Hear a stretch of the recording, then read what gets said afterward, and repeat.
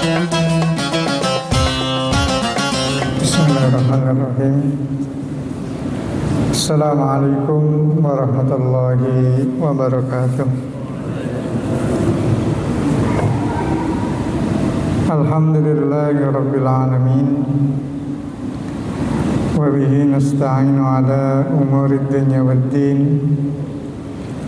Wassalatu wassalamu ala sayyidil mursalin Nabiyyina Muhammadin khatamil anbiya'i wal mursalin wa ala alihi wa sahbihi ajma'in, amma ba'du.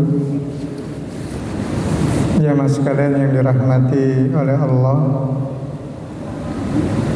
bersyukur kita kepada Allah atas seluruh nikmat yang telah Allah berikan kepada kita. Dan di antara kenikmatan yang bisa kita rasakan adalah kita dipermudah oleh Allah untuk hadir di masjid ini.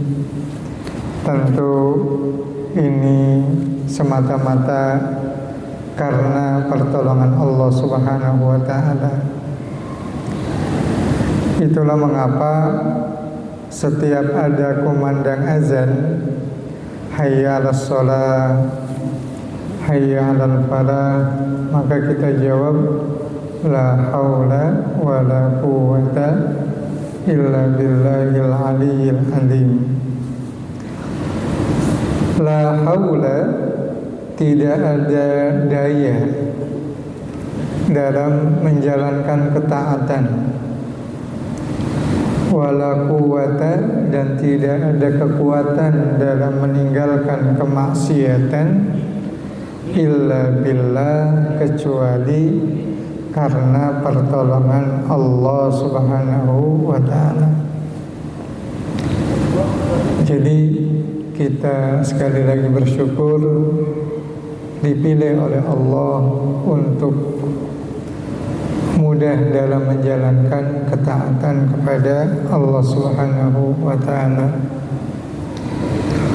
Salawat dan salam mari kita curahkan kepada junjungan kita, kekasih kita, Rasulullah sallallahu alaihi wasallam. Mudah-mudahan salawat-salawat yang kita kumandangkan bisa menghantarkan kita untuk mendapatkan syafaatnya di yaumil qiyamah nanti. Amin ya rabbal alamin. Jamaah sekalian, sebelum kita lanjutkan untuk lebih berkahnya pertemuan kita, mari kita awali dengan membaca Ummul Quran Al-Fatihah.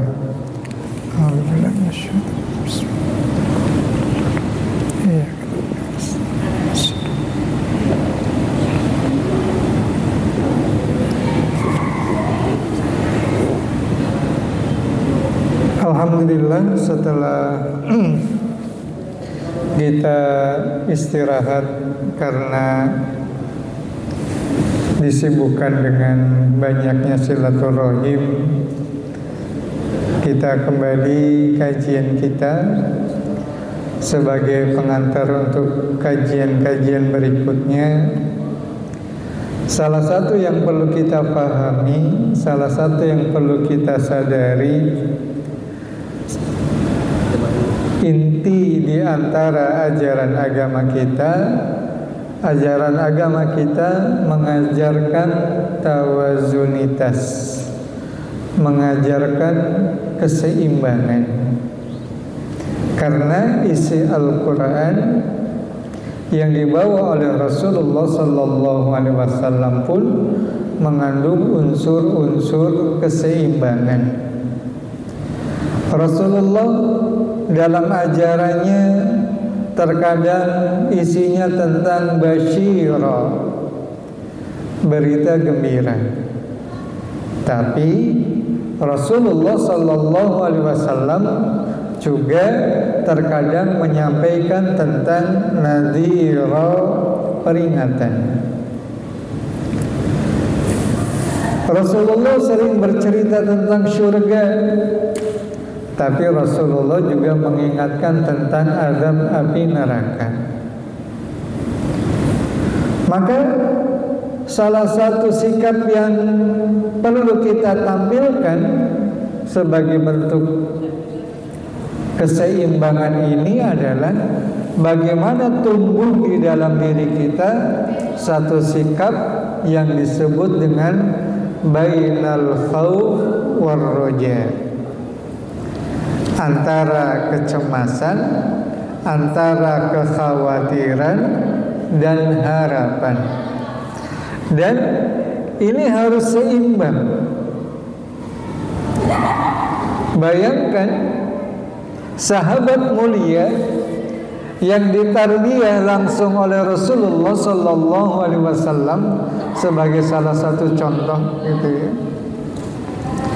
Itu ba'da Ramadan masih memiliki kekhawatiran apakah Ramadannya diterima atau tidak.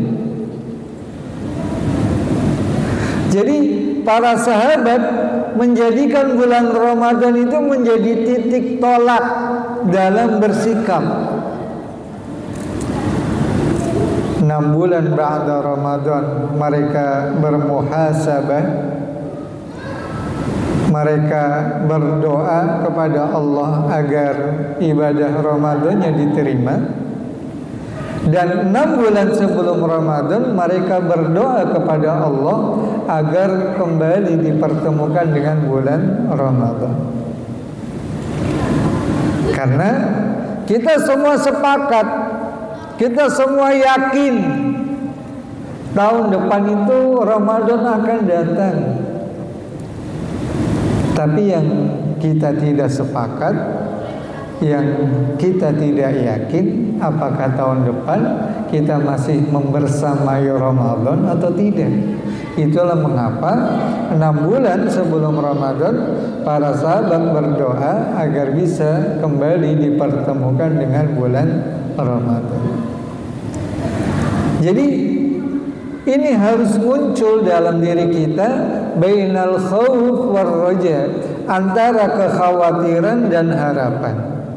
Baik ketika kita dalam kondisi taat harus ada kekhawatiran maupun harapan, maupun ketika kita terjerumus dalam lembah kemaksiatan pun, maka kita tidak boleh lepas antara harapan dan kekhawatiran. Dan ini harus seimbang.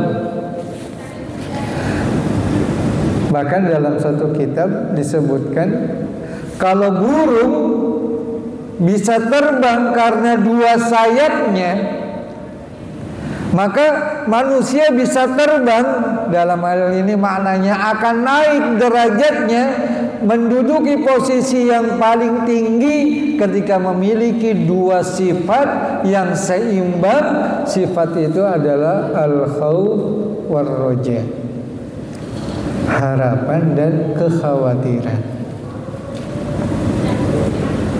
Karena ketika ini tidak seimbang, akan ada hal yang salah dalam bersikap. Contoh, ketika harapan kita jauh lebih dominan dari kekhawatiran kita, maka kita akan menjadi orang yang tasahul, gampang-gampangin, memudah-mudahkan, meremehkan. Kan Allah Maha Pengampun, kan Allah Maha Penyayang, kan Allah Maha Pengasih, kan Allah senantiasa membuka pintu taubat. Tapi sebaliknya, ketika kekhawatiran itu jauh lebih dominan, maka kita akan menjadi orang yang tasakut, orang yang gampang ragu-ragu, gampang frustasi, gampang putus asa, atau mungkin was-was, ya. Mungkin kita pernah melihat ada orang yang takbiratul ihramnya berkali-kali diulang lagi, karena memiliki kekhawatiran, was-was yang sangat dominan. Ya. Saya pernah ada yang konsul ke rumah, ada dia mencurhatkan dirinya itu kalau wudhu itu 2 bak kamar mandi nggak cukup. Saya bilang kenapa? Karena senantiasa cemas, khawatir ketika mau keluar dari kamar mandi dia ingat jangan-jangan ada air yang netes nyiprat, air yang netes dari lantai apa najis atau tidak, gitu. Dibasuh lagi, gitu. Ya. Itu sampai 2 bak kamar mandi habis. Itu beliau curhat sendiri. Bahkan ada yang lebih parah, gitu ya. Masuk kamar mandi sebelum subuh, keluar kamar mandi subuh sudah selesai. Cemas, gitu. Dan itu ada. Nah, ini ketika kita tidak seimbang dalam bersikap. Makanya subhanallah, dalam Quran surah Tabarak ini kan luar biasa. Allah Ta'ala berfirman, a'udzubillahi minasyaitonirrajim, bismillahirrahmanirrahim, alladzi khalaqal mauta wal hayata liyabluwakum ayyukum ahsanu amala wa huwal azizul ghafur. Karena hampir seluruh ibadah mengajarkan harapan dan kekhawatiran. Contoh sholat, ya, coba berapa banyak ayat-ayat Quran maupun hadis Rasulullah Sallallahu Alaihi Wasallam yang memberikan harapan-harapan, peluang-peluang bagi orang-orang yang menjalankan sholat. Satu langkah ke masjid dicatat 1 pahala, dihapus 1 dosa. Saat-saat menunggu waktu sholat, malaikat berdoa, Allahumma gfir lahu warhamhu wa tub alaih. Ya Allah, ampunilah dia, sayangilah dia, dan terimalah tobatnya. Dan kita yakin doanya malaikat pasti dikabulkan oleh Allah Subhanahu wa ta'ala. Dalam hadis yang lain Rasulullah menggambarkan perumpamaan orang yang sholat 5 waktu seperti di depan rumahnya ada air sungai yang mengalir jernih, yang kita setiap hari mandi 5 kali.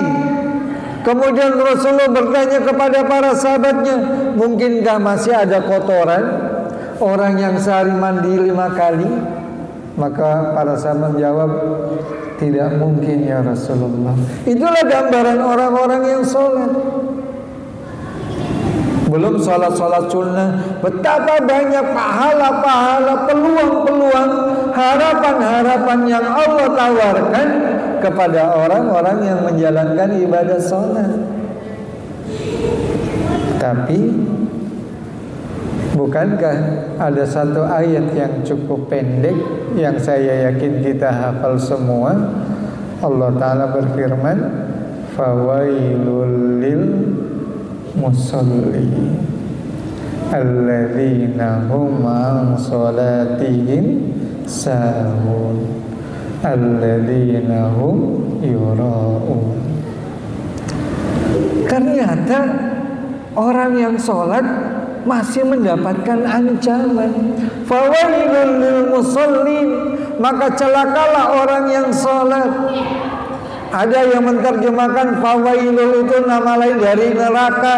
Neraka wailah bagi orang yang sholat. Yang seperti apa? Yang alladzina hum an sholatihim sahun, yang mereka lalai dalam sholatnya, dan yura'un, mereka riya dalam sholatnya. Ada harapan, ada kekhawatiran. Al-Quran, membaca Al-Quran, subhanallah, Betapa banyak peluang-peluang pahala yang Allah dan Rasulullah tawarkan kepada orang-orang yang mau dekat dengan Al-Quran.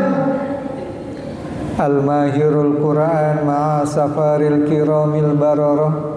Orang yang mahir membaca Al-Quran bersama malaikat yang mulia.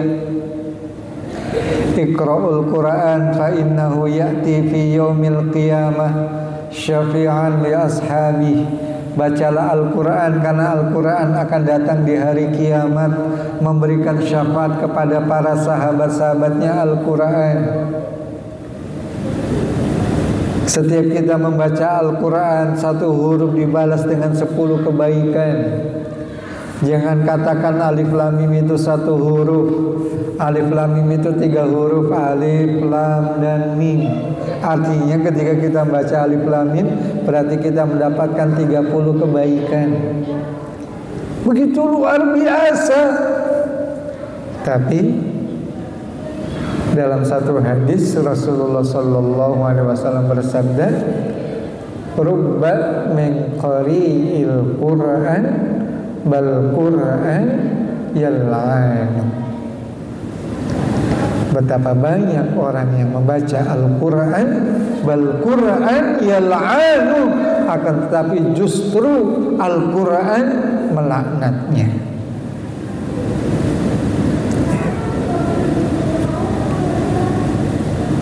Sedekah, zakat, betapa banyak Allah dan Rasulnya menjanjikan kepada orang-orang yang mau bersedekah, berzakat. Orang yang bersedekah, orang yang berzakat di dalam Al-Quran digambarkan seperti orang yang menanam satu biji, di mana satu biji kemudian tumbuh menjadi 10 cabang. Masing-masing cabang memiliki 70 buah. Artinya Allah menjanjikan kepada orang-orang yang bersedekah minimal 10 kebaikan, maksimal 700 kebaikan. Bahkan di ayat itu Allah Ta'ala menyebutkan wallahu yudha'ifu liman yasha. Allah akan melipatkan gandakan lagi lebih dari itu, tergantung siapa yang Allah kehendaki. Artinya ada orang-orang yang nilainya bukan hanya 700 kebaikan, tapi ada yang Allah kehendaki lebih dari itu. Ya. Siapa? Kalau dalam kitab Minhajul Qasidin disebutkan siapa yang mendapatkan nilai lebih dari itu? Yang pertama, as-sari', siapa yang paling duluan. Sama-sama hari ini infak 100.000, yang paling duluan dia yang punya nilai lebih di sisi Allah Subhanahu wa ta'ala. Makanya setiap pagi Allah menurunkan 2 malaikat. Salah satu di antara malaikat berdoa, Allahumma a'ti munfiqan khalafa. Karena as-sabiqunal awwalun itu punya nilai lebih. Ya. Pelopor-pelopor kebaikan itu punya nilai lebih di sisi Allah Subhanahu wa ta'ala. Makanya marilah kita jadi pelopor-pelopor kebaikan dalam bentuk apapun. Sederhana saja, misal itu. Ini kan nggak live ya, tapi nggak ya. Katakanlah antum pindah gitu ya. Ini ada yang nerusin kan nih di YouTube gitu. Kan antum menjadi pelopor kan ya. Ketika ada yang meneruskan, maka selama itu pula nilai-nilai kebaikan akan terus mengalir. Karena itulah inisiator kebaikan itu punya nilai lebih. Antum di bagian, ayo sebulan sekali kita kumpul. Ya. Toh kita semua bayangkan, kita ini kan subhanallah Kan rata-rata kalau orang Pertamina pensiunnya berapa tahun? Umur berapa? 56 ya? 56. Kalau masuk kerja umur 25 saja, berapa tahun tuh kerja kita? Berarti kita kerja 31 tahun. Iya. Kalau kita mulai masuk Pertamina umur 25 tahun, kita pensiun berarti 31 tahun kita bekerja. Artinya setengah lebih umur kita habiskan di pekerjaan. Pertanyaannya, masa sih pekerjaan ini tidak mengantarkan kita ke surga? Ini kita ingin maksimal mayoritas waktu yang kita keluarkan bisa menghantarkan kita ke surga. Ya caranya ya kita bikin suasana kerja kita menjadi suasana yang baik, penuh cinta dan kasih sayang, ya. Masing-masing di antara kita bisa saling menasehati dengan mudah, gitu. Jadi ketika kita menginisiasi, yuk kita bikin kajian sebulan sekali di grup kita, di bagian kita. Ketika kita sudah pensiun, pengajian itu tetap jalan, kita mendapatkan terus pahala yang mengalir. Makanya Allah Subhanahu wa taala menjanjikan orang yang bersedekah 700 kali lipat, tapi Allah menyebutkan wallahu yudha'ifu liman yasha. Allah akan melipatkan gandakan lagi tergantung siapa yang Allah kehendaki, dan salah satu di antara yang Allah kehendaki adalah as-sari', siapa yang paling duluan. Siapa lagi? As-sirri, siapa yang paling mampu menjaga rahasia. Siapa lagi? Al-khafi, siapa yang paling meringankan atau memudahkan. Maksudnya ada orang yang hari ini sedekah gitu, itu sebulan masih ingat aja. Nah, al-khafi itu hari ini sedekah dia udah lupa. Dia meringankan amalnya, gampang memudahkan, melupakan amalan-amalan kebaikannya. Ya.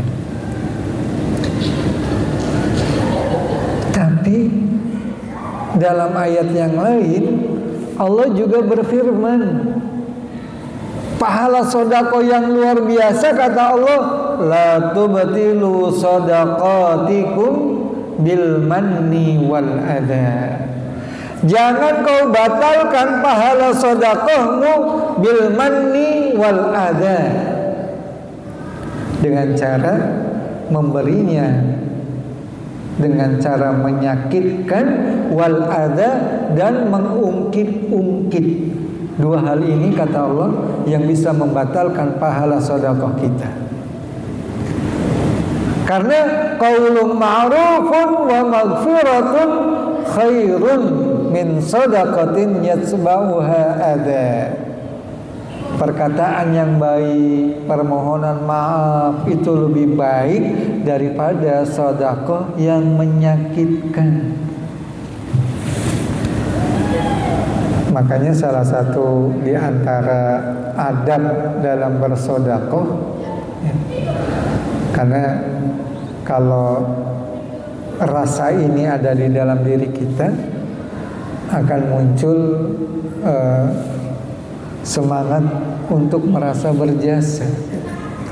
Maka salah satu di antara adab dalam bersedekah, jangan pernah merasa berjasa, ya. Bahkan justru suasananya harus dibalik, gitu.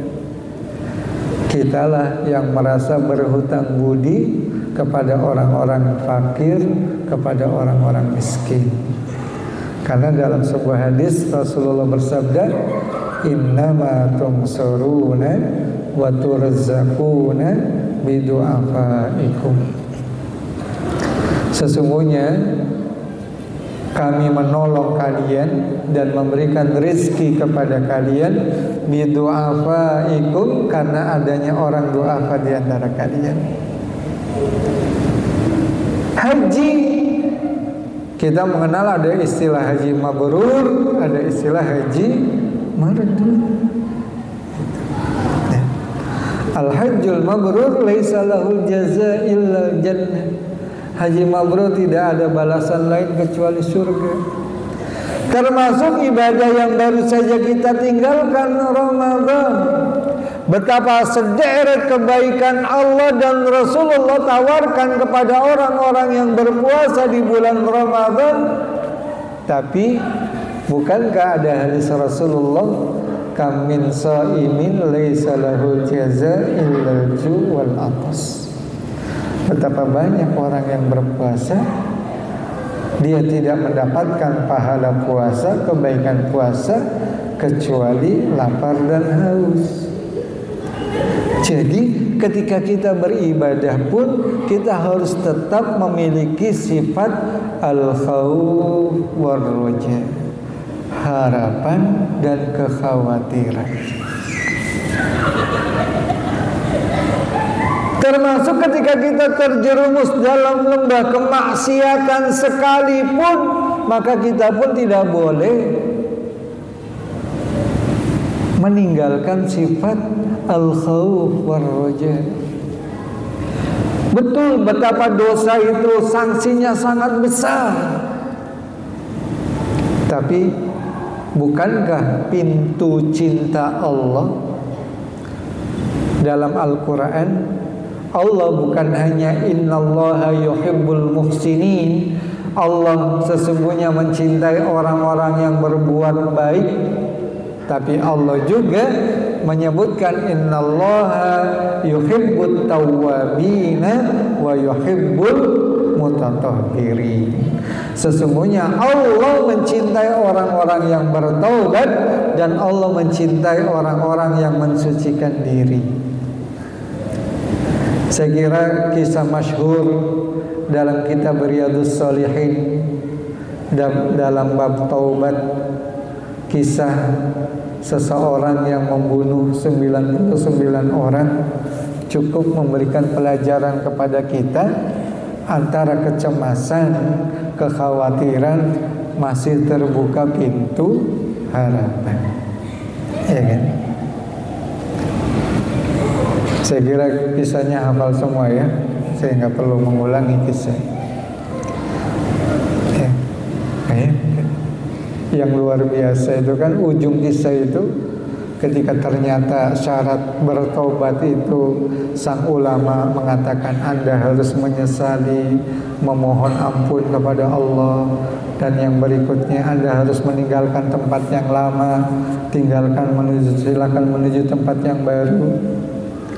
Ini pelajaran bagi kita. Salah satu di antara semangat kalau ingin istiqomah dalam taubat kita, ya hijrah lingkungan. Betapa kalau kita lihat pencandu narkoba, walaupun sudah bertobat tapi punya peluang untuk terjerumus ke dalam lembah narkoba, salah satunya ketika dia tidak lepas dari lingkungannya. Ketika sang pemuda tadi menuruti saran dari sang alim, hijrah,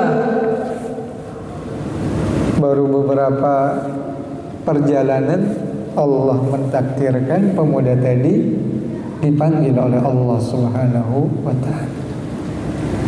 Sampai-sampai di kitab Riyadhus Shalihin disebutkan mayat pemuda tadi rebutan, diperebutkan antara malaikat azab dengan malaikat rahmat.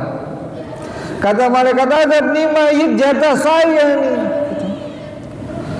Bayangkan dia sudah membunuh 99 orang ditambah 100 orang. Dosanya begitu banyak, layak dia untuk diazab oleh Allah. Kata malaikat rahmat, tapi kan dia sudah bertobat. Ini jatah saya. Tapi kan dia belum melakukan apa-apa. Sampai kemudian mereka berdebat, Allah kemudian mengutus malaikat untuk mengadili mereka berdua. Kata sang malaikat, ya kita ukur saja. Ya. Nih jasad pemuda ini lebih dekat kemana? Kalau lebih dekat ke tempat yang lama, silahkan malaikat azab bawa. Kalau lebih dekat ke tempat yang baru, silakan malaikat rahmat bawa. Ya. Ternyata setelah diukur, lebih dekat ke mana? Tempat yang baru. Yang menarik di hadis itu ada beberapa riwayat. Ya. Sebenarnya mayat si pemuda tadi jaraknya sama. Ya. Antara tempat yang lama dengan tempat yang baru.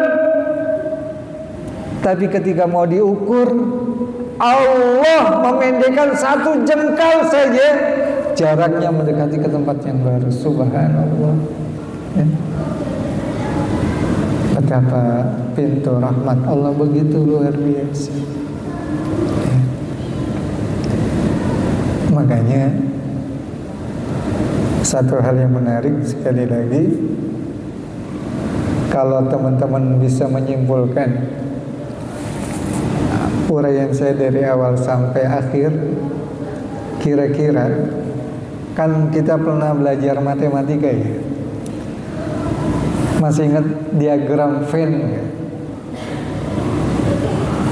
Lingkaran 1, lingkaran 2, tengah-tengahnya ada ini ya, ada irisan.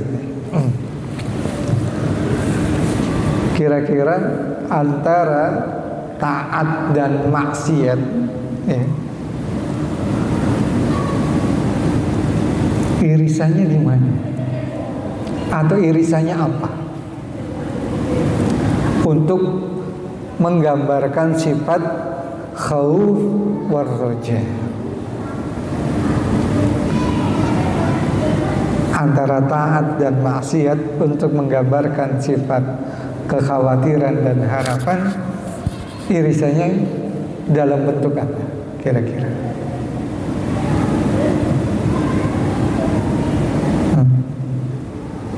Irisannya dia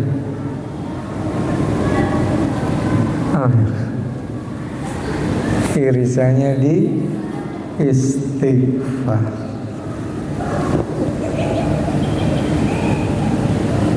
Irisannya di istighfar. Makanya kita kalau habis sholat membaca Astagfirullahaladzim.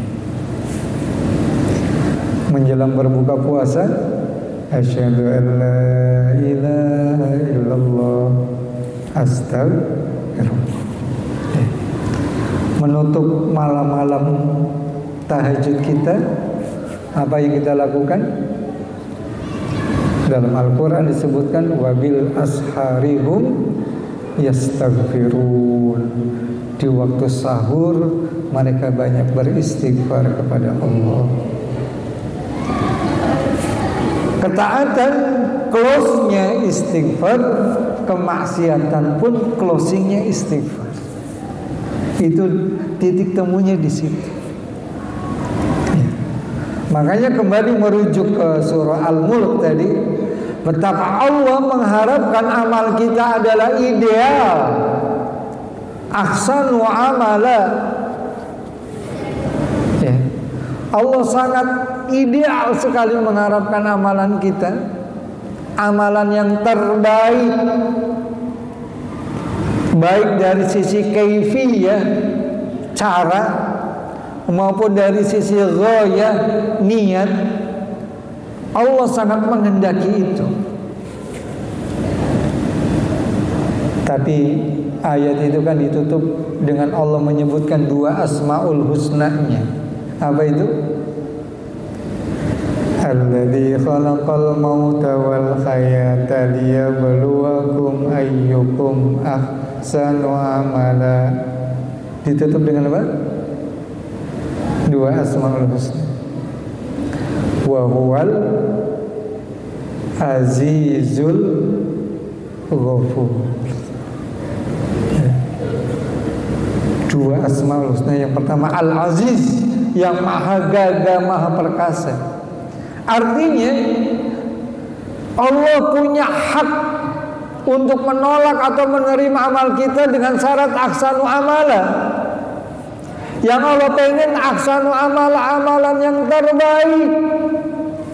Tapi ternyata Allah juga masih membuka pintu Al-Ghafur, Allah Maha Pengampun.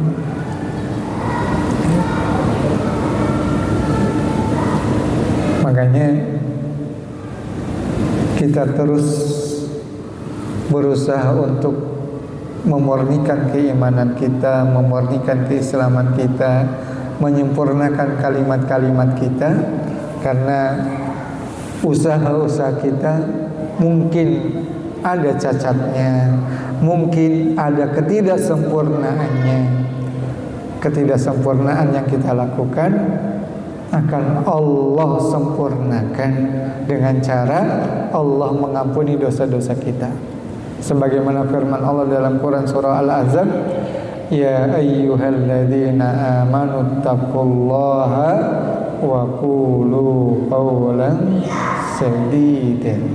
Setelah itu apa? Yuslih lakum a'malakum. Allah akan memperbaiki amal-amal kalian dengan cara apa? Wa yaghfir lakum dzunubakum. Dengan cara Allah mengampuni dosa-dosa kita. Saya kira itu, maka jangan terus bibir kita, maksudnya janganlah kita melupakan istighfar kita sebagai bentuk kerendah hatian kita di hadapan Allah. Kalau kita dalam kondisi taat, kita tetap beristighfar. Jangan-jangan ketaatan kita masih ada ketidaksempurnaan.